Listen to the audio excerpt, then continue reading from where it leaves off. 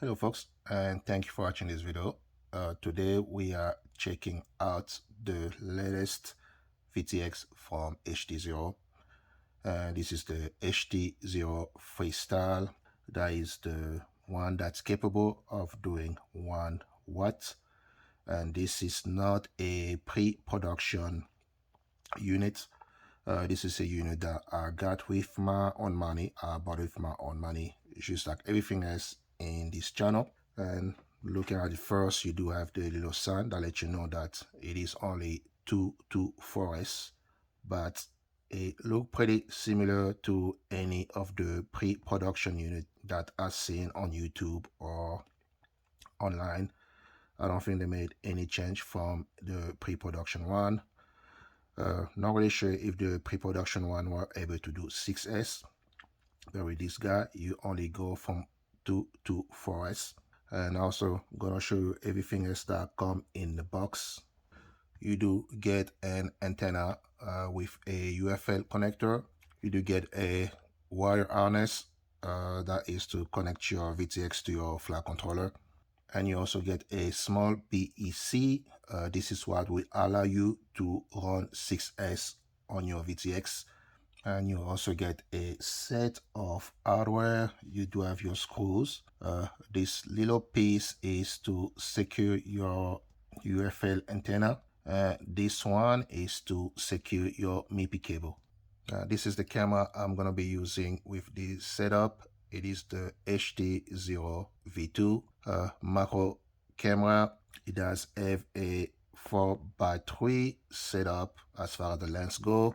The dimension of the VTX are 40.3 millimeter this way, 42.2 millimeter this way, and the thickness is 9.6.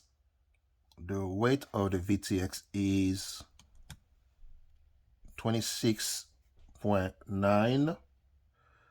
With the camera and cable, the weight goes to 39.5, I would say. If you're planning on getting this guy, you need to make sure you do get the cable, the MIPI cable, because it does not come with the kit. Compared to the HDZero Freestyle, the weight of the unit with the camera is 37.9.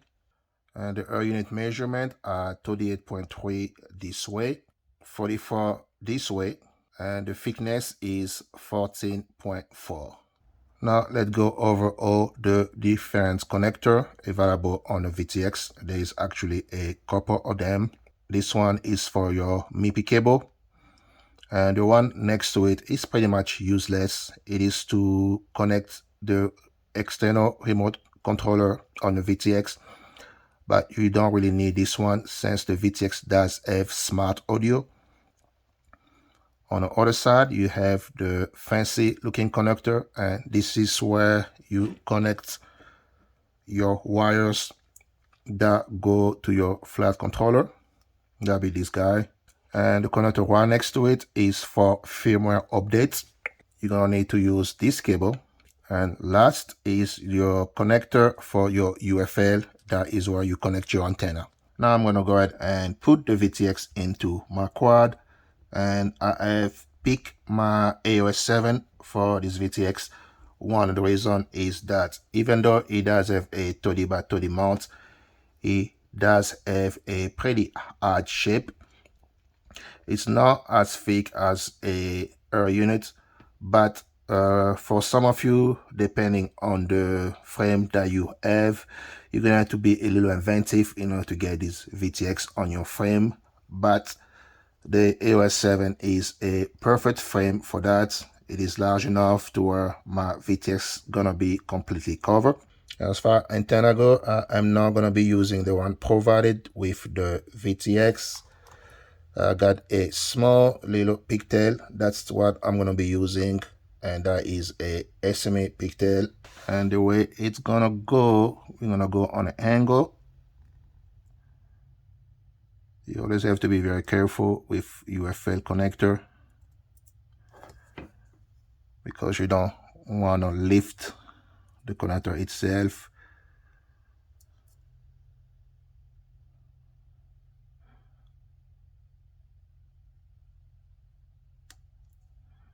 There you go, it is in. Now we're gonna use this little guy to secure our connector in place. We're gonna be using the smaller long screws for this guy.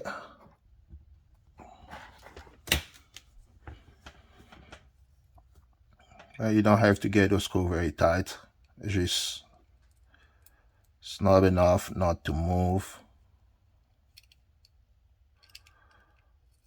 I think if you get them too tight, you may end up crashing the connector itself. There we go. I'm just turning them until I feel a little bit of resistance. That is pretty much all you need. No need to go crazy. And I got a pretty long connector since I knew I was going to be using it on my AO7. This is actually a 250 millimeter connector, so 25 centimeter. And once again, you're going to have to buy your own MIPI connector because they are not provided in the kit. And that just clip in place. And we're going to use this small little tab to keep it from moving. And those are the tiny screws we're going to use to secure it in place. And both of those screws are Phillips screw. They are tiny little thing. I don't think I'll be able to do it on camera. Next, we are going to attach a camera. Just align everything. And there you go. Just wait for the little click. Now we do have this small tape. It seems like a double-sided tape. This gonna go on top. I need to cut this little extra piece. You're gonna have the back of the camera. It only takes 2 screws. So you're gonna put it in, and you don't want to pinch the cable. So what I do is pull on the cable. There we go. By pulling on it is make sure that nothing get pinched.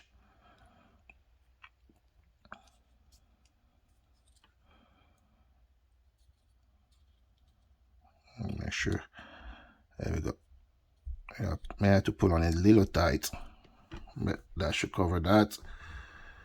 And I think we had a screw on this side, screw hole on this side.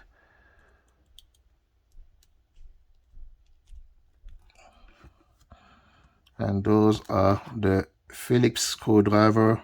You do have a set of 1.5x also, but we're using Phillips screwdriver. And the other one go on this side.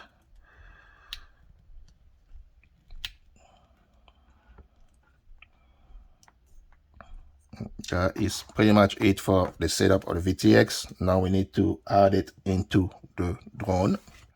I'm not gonna be using the beak that come with the VTX since I'm gonna be powering my VTX directly from my flight controller. The VTX need at least 15 watts in order to work properly. Since I'm using a flight controller that has a beak already, and this is the Lux H7. This guy does have a 9-volt beak that does provide 2 amp, so that gives me a total of 18 watts. Now, going over the harness, the power harness, your red wire, of course, is for the positive. Your negative wire is the black one. The yellow wire gonna go on the RX on your flight controller. The green wire gonna go on the TX on your flight controller. The yellow and green has to use the same UART or your VTX will not be working. So if you are using UART2, yellow gonna go on AXI II, and the green one gonna go on TXUR 2. And the blue one is your smart audio. You can pretty much put this on any open TXUR. So I'm gonna show you again. I wanna have everything set up on the flag controller. That's gonna be my red wire. That's my 9 volt. Next to it's gonna be my black wire. That's the ground. TX1 is gonna be for my smart audio, and that's gonna be the blue wire. RX3 is gonna be for the yellow wire. TX3 is gonna be the green wire. Alright guys, so done setting up the VTX. I'll try to show you. I have it mounted in the back. I got a nylon screw to hold the screw in place. I'm using a 17mm screw, and under that I'm using 3 small rubber spacer, and this has for effect to kind of give a little bit of shock absorbance. I have my wire, my power wire, going under the VTX and all the way to the front. My MIPI cable going under the flight controller and the ESC that go all the way in the front. 25 centimeters, definitely too long for this frame. You may see in the front, I got it tied down, the little extra wire with a zip tie. And I also have a zip tie securing the power harness for the VTX. It is pretty loose, but since I got it going on the side, it's just right there securing it. Next, we're gonna go ahead and power on to make sure that everything is okay. Since it's gonna be the first time I'm gonna power on with the new VTX, I'm using the smoke stopper. Hopefully we're not gonna get any smoke. And here goes nothing. Perfect. No smoke. We got both the red and blue light. The blue light means that it's already transmitting. So let me check if I'm getting any video on my VRX. Perfect. We are getting image, so we are good. Let me see if I can get you guys to see that. So transmission is fine. Now what I need to do is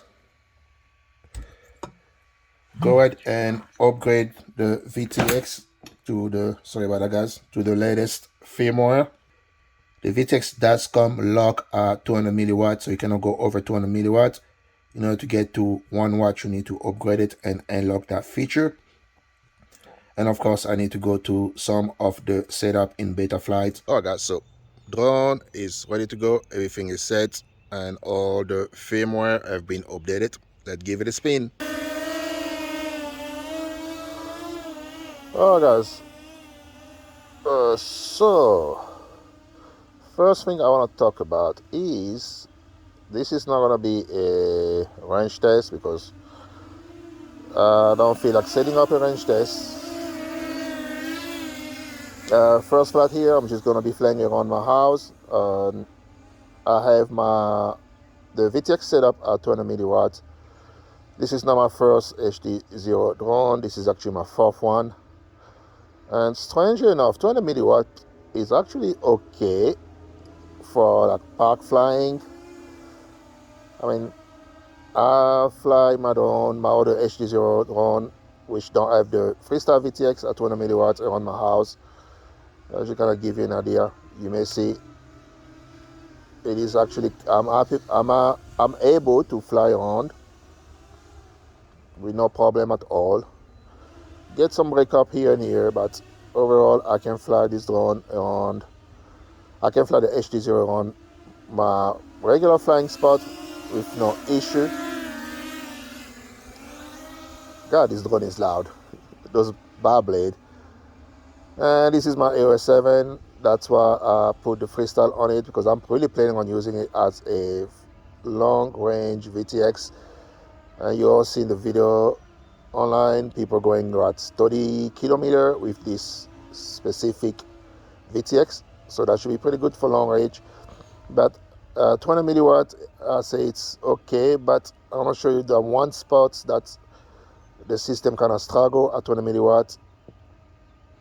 This is about right here. You can see I'm getting a lot of breakup, and I'm pretty much on the other side of all the vegetation, so it's actually not too bad right now because it's almost springtime, but most of the trees have no leaves on them, so that's not that bad. But usually when during summertime, you literally cannot fly in the back here because the reception is just not that good. But you can get an idea how bad it is.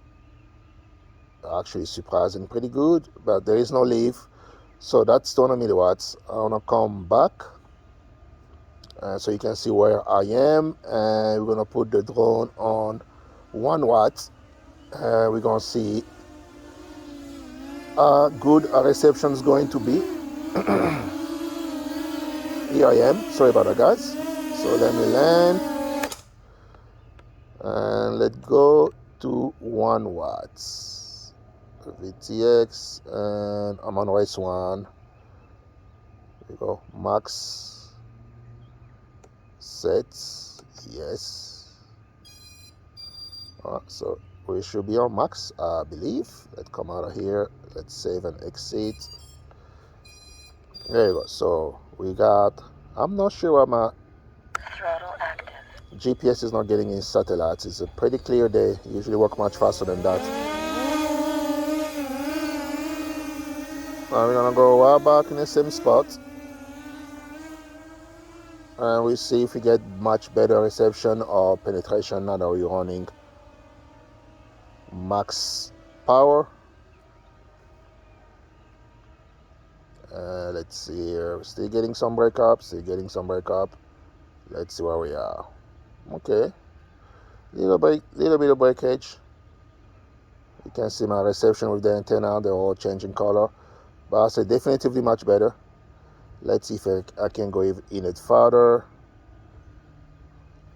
Oh yeah, so you definitely getting much better penetration with the 1 watt, because right now, see there's a little hill.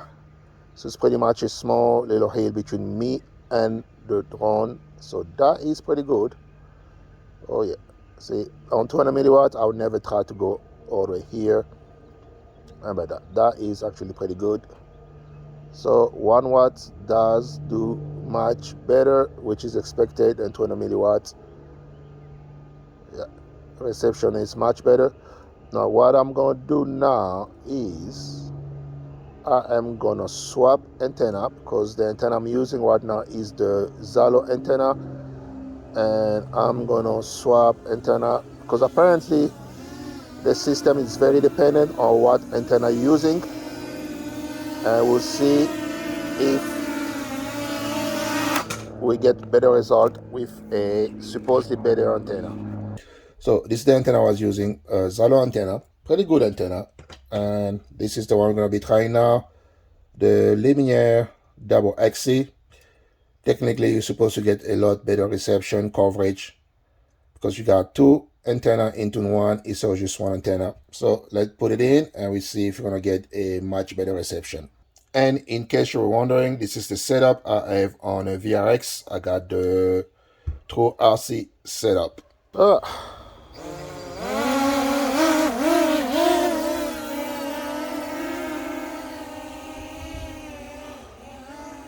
Let's see if we're gonna get a much better reception with the double AXI compared to the XILO antenna, because those suckers cost me 29 bucks, so hopefully they are worth the money. Okay, let me see here. Reception seem to be about the same. Looking at my antenna, they seem to be doing a little better. Let's see, let's go on the other side. Oh,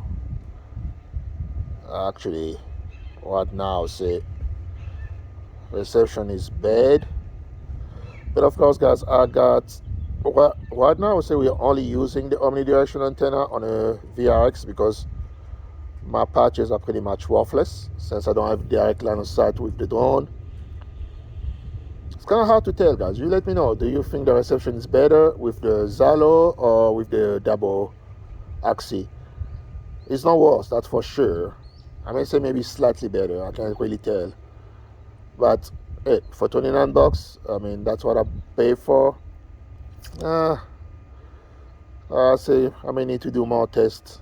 But I think it's actually slightly better. It's kind of hard to tell, but it's not worse. And it's $29. It's not cheap, but I got it in. That's what I'm gonna be using. I think that should be pretty much it, guys, for the video. Be taking this guy for some more flight. The Freestyle VTX, in my opinion, does do pretty good. Only drawback is that you're gonna have to be a little creative depending on the frame you're using, because it has a pretty hard shape. But I got that 1 watt. Enjoy and fly. It's gonna be my long range setup. I don't know if I want to try it on freestyle, but as far as freestyle goes, most of my freestyle drone already running the DJI system, so there is really no point for me to take the Vista and replace them with a HDZero system. But I'm glad I bought it, and keep flying. And guys, I'll see you on the next one.